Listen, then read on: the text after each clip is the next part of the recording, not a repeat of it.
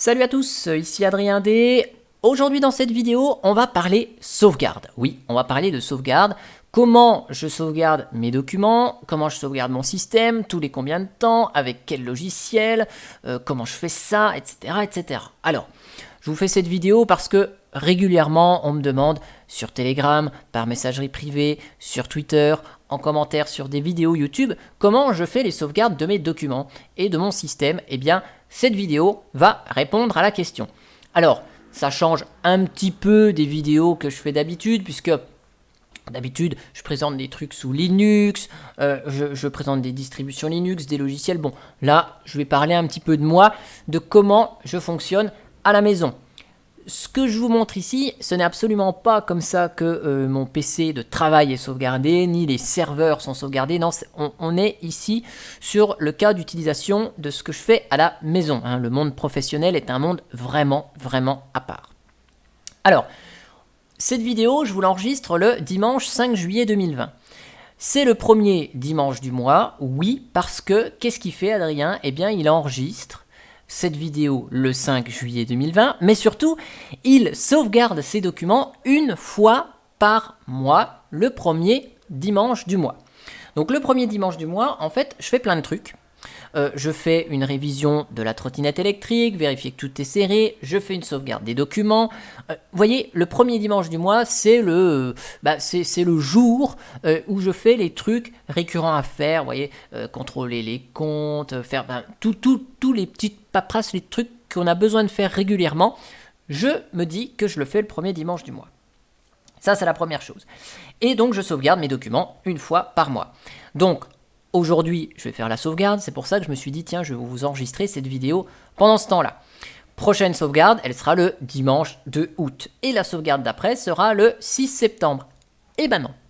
La prochaine sauvegarde ne sera pas le 6 septembre puisque je fais les sauvegardes de mes documents une fois par mois quand il ne se passe pas grand-chose. Sauf que là, dans l'été, je vais partir en vacances. Donc, qui dit partir en vacances, dit qu'on va prendre des photos avec l'appareil photo, on va faire des vidéos avec la caméra, etc. Et donc, on risque de revenir avec des souvenirs qui nous sont assez importants, puisque autant on va pouvoir prendre une photo, passer du bon temps, mais si je fais une photo, je mets mes photos sur l'ordi et puis que le lendemain, manque de bol, le disque dur tombe en panne, eh bien, je ne vais pas retourner une semaine en vacances, reprendre les mêmes photos. Donc, imaginons, je pars en vacances la semaine 33 ici, je reviens le samedi 15 août, chose que je ne ferai pas puisque le 15 août, à mon avis, il y aura du monde sur les routes, eh bien, probablement, mes photos, je les déchargerai le 16 août sur l'ordinateur. Donc, je lancerai en plus une sauvegarde manuelle de mes documents le 16 août. Alors, comment je sauvegarde? Parce que c'est bien, vous allez me dire, ok, tu sauvegardes une fois par mois. Tu sauvegardes une fois par mois, mais quel logiciel tu utilises? Alors, il y a plein de logiciels.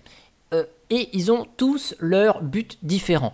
Vous avez Timeshift, vous avez le copier-coller, vous avez AirSync, vous avez Dropbox, vous avez, je sais pas moi, Synology, l'outil de Synology, vous avez Clonezilla, vous avez AEMOI Backupper, vous avez Acronis, vous avez Redo Backup que j'ai présenté il n'y a pas longtemps. Vous avez plein de logiciels et ils font des sauvegardes de manière différente. Clonezilla, Redo Backup, AEOMEI, Acronis, ils sont plutôt spécialisés dans les sauvegardes sous forme d'images. Donc là, c'est pas le but. Moi, je sauvegarde en mode fichier mes documents. Comme ça, si jamais je perds un truc entre-temps, je peux refaire un simple copier-coller du fichier. C'est bon. Et puis, vu que tous mes documents sont situés, je vais vous montrer comment ça marche sur l'ordinateur, dans un dossier bien particulier, eh bien, je ne sauvegarde que ce dossier-là.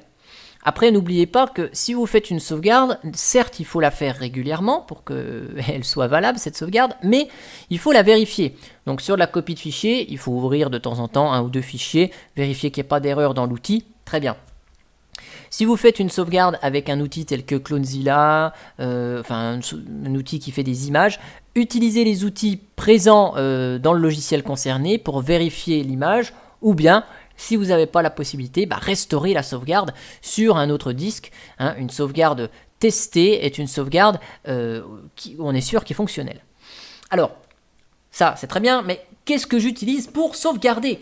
Eh bien Adrien, il travaille dans l'informatique, donc bien évidemment, chez lui, il a un petit NAS qui va bien, un petit NAS sur lequel il fait ses sauvegardes, mais comment il copie sur son NAS? Eh bien non, désolé de vous décevoir les gens, mais je n'utilise pas de NAS, je n'ai pas de NAS ici, mais regardez, je vous montre le magnifique outil qui me sert à faire des sauvegardes, vous allez voir, c'est un outil révolutionnaire, comme dirait Laurent Cabrol sur Téléshopping à l'époque.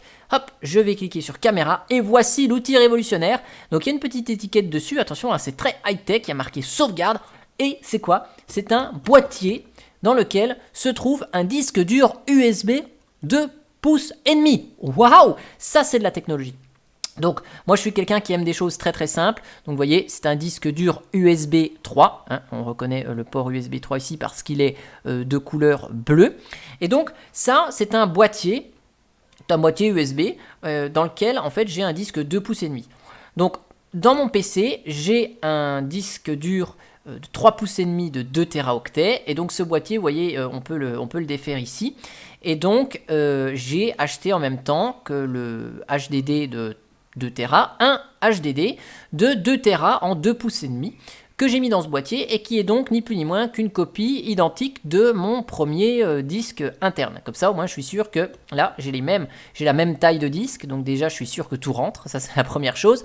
Et la deuxième chose, je sais que je peux tout sauvegarder dessus, avec un bon vieux truc tout simple, un disque USB 3, rien de plus classique. Bon. Donc ça, c'est vraiment top, parce que c'est quelque chose où on sait que ça marche, et voilà. Alors, hop, je vais juste vous mettre ça là à côté, et je vais vous sortir donc le deuxième outil que j'ai. Bah oui, parce que ça c'est pour sauvegarder les données, mes fichiers, mes photos, mes machines virtuelles, mes films, mes vidéos, Linuxtrix, etc. Mais de temps en temps, ça je le fais une fois par mois, mais de temps en temps je sauvegarde mon système d'exploitation, autant dire une fois tous les 6 mois, voire même tous les ans. Je le fais pas souvent. Pourquoi je le fais pas souvent? Parce que vous allez voir, j'ai une méthode qui permet de restaurer facilement les applications installées. Donc en soi, c'est pas très grave, et j'ai pas grand chose sur mon système. Donc pour le système, eh bien j'utilise un deuxième disque dur USB 3, ok, très bien, dans un boîtier, pareil, qui n'est pas le même.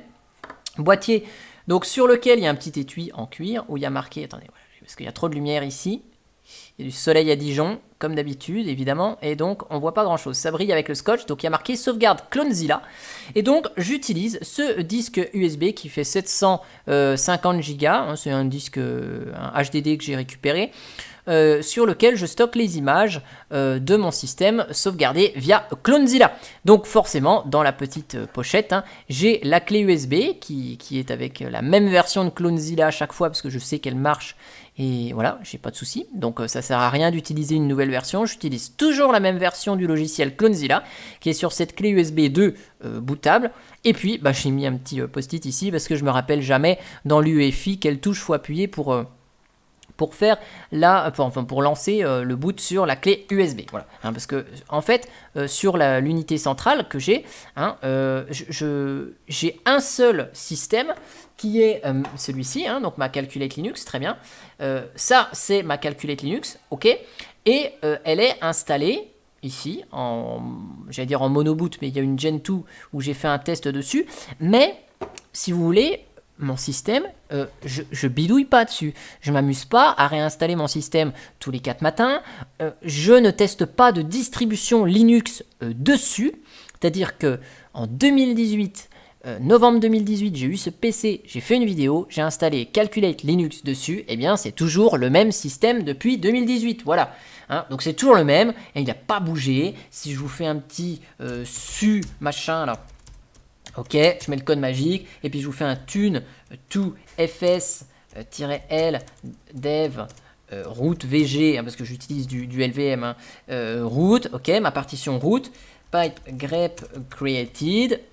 Alors, il y a peut-être un C majuscule à created, je vais faire in your case, ok. Vous voyez, j'ai créé le 17 novembre 2018 cette partition, c'est quand j'ai installé mon système, et depuis 2018, ça fait 1 an et demi, c'est le même système que j'utilise sur cette machine, hein. Donc je m'amuse pas à faire des tests et machin, des trucs, hein. Moi je suis un bonhomme qui suis à peu près stable, et donc j'utilise Calculate depuis 2012, J'ai changé de PC entre-temps en 2018, bah c'est la même install.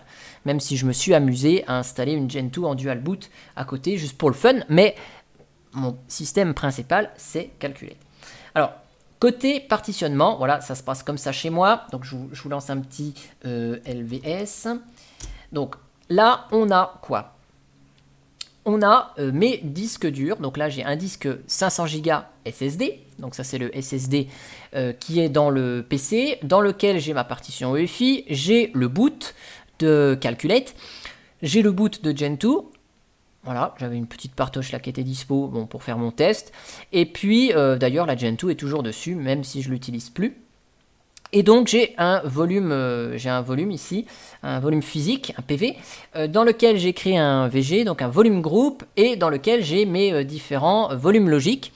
Et donc là, vous voyez, j'ai mon home, ma racine, que j'ai appelée root, et voilà. Donc, ça c'est comment est organisé mon système, et donc, ça, le home, il est sur le SSD.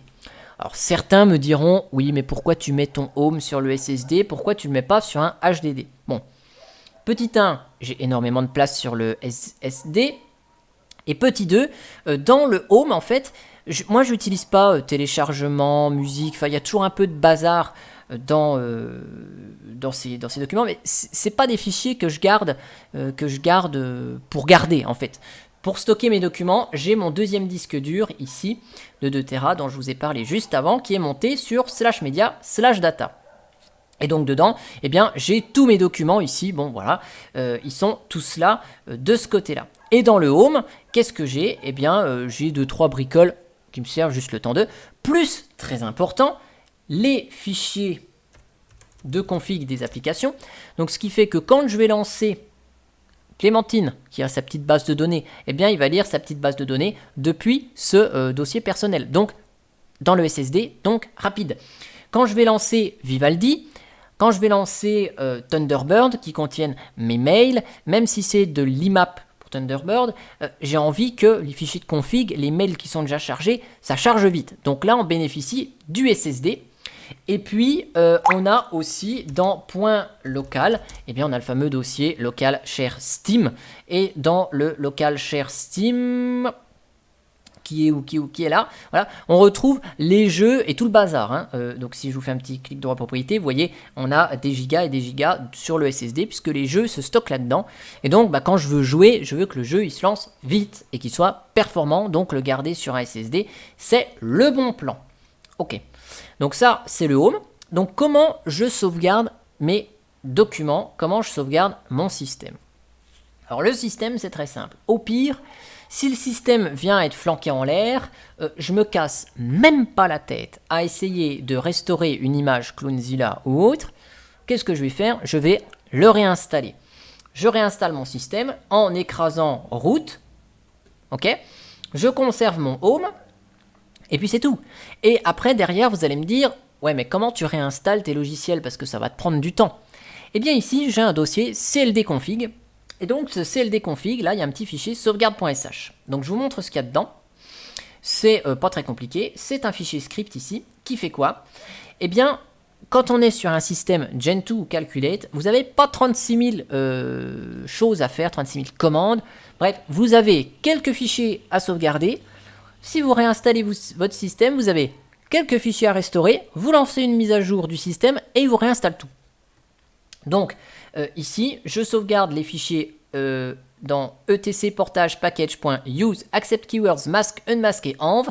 Je sauvegarde tous les fichiers custom, puisque toutes mes modifs, je les fais dans le fichier qui s'appelle custom. Donc je les copie /etc portage custom et je les colle dans chemin ici, là, chemin custom. Donc ce qui fait que le fichier, par exemple, package.accept keywords /custom, eh bien, il va se recopier dans une arborescence ici, etc, portage, package.accept keywords custom. Okay. Et pareil pour le world, donc dans var, lib, portage, world. Et sur Calculate, en fait, il y a un truc qui est génial, c'est que si jamais je réinstalle mon système, je replace le world à la main dans etc portage, dans var lib portage, et puis je place les fichiers package.use accept keywords, tout ça, on lance une mise à jour et automatiquement, les logiciels qui ne sont pas installés sur le système sont réinstallés. Donc en gros, on sauvegarde ça et les logiciels sont sauvegardés. Donc en gros, on réinstalle son système, ça prend 5 minutes, on place les fichiers, ça prend 1 minute, on fait une mise à jour du système, ça prend 15 minutes, et en 30 minutes top chrono, on a notre système qui est réinstallé, et les logiciels qu'on avait installés avant sont réinstallés automatiquement par la mise à jour. Donc, qu'est-ce qu'il fait Adrien? De temps en temps, il lance le fichier sauvegarde.sh, qui fait ni plus ni moins que les copies, et qui va copier dans Origin Master, là, donc sur GitHub directement.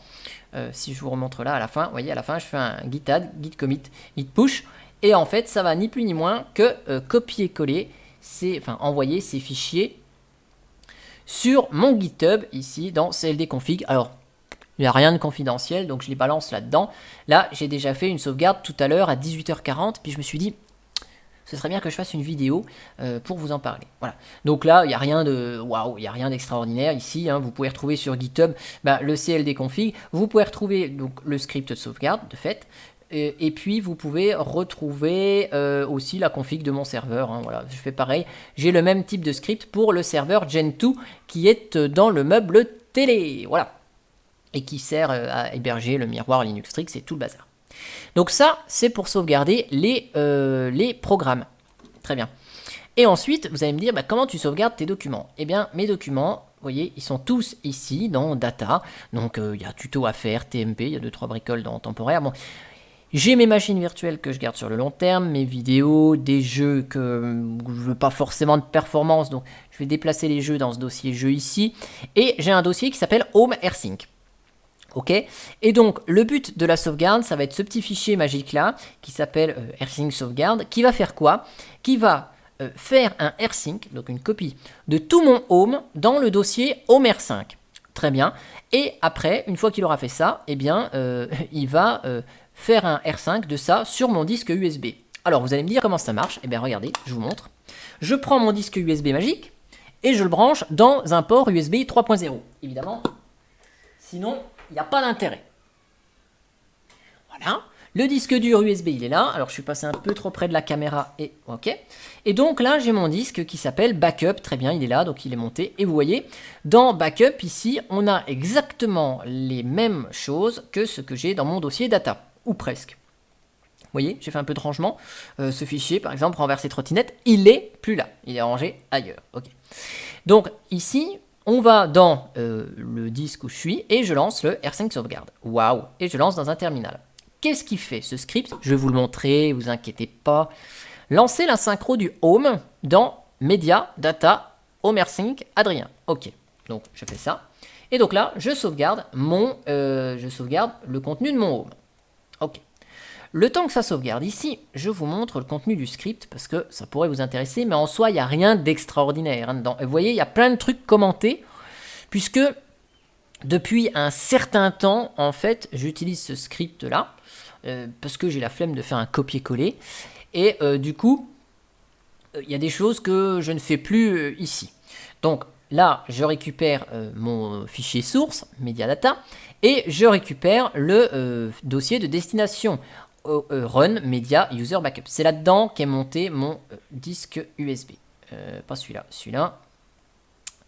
Je vous montre là, hop, il se monte dans Run Media, le nom d'utilisateur Backup. Donc c'est très bien, ici. Je m'en mets là. Ok, donc je définis mes variables. Ensuite, c'est le petit message que vous avez vu. Donc là, un petit commentaire, synchro home. Je pose une question. Je dois valider pour y aller. Donc, je lance la sauvegarde et je lance ni plus ni moins que cette commande. Donc, un AirSync AVZH pour garder les permissions et tout ce qui va bien. Je fais un delete during. Ça veut dire que, en fait, tout ce que j'avais dans le home qui a été supprimé et qui est encore présent dans la destination, là, je veux qu'il le supprime.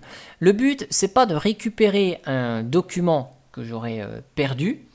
C'est tout simplement d'être là en cas de panne de matériel. Donc, je ne veux pas conserver tout ce que j'ai supprimé. Donc, je fais un delete during, ici.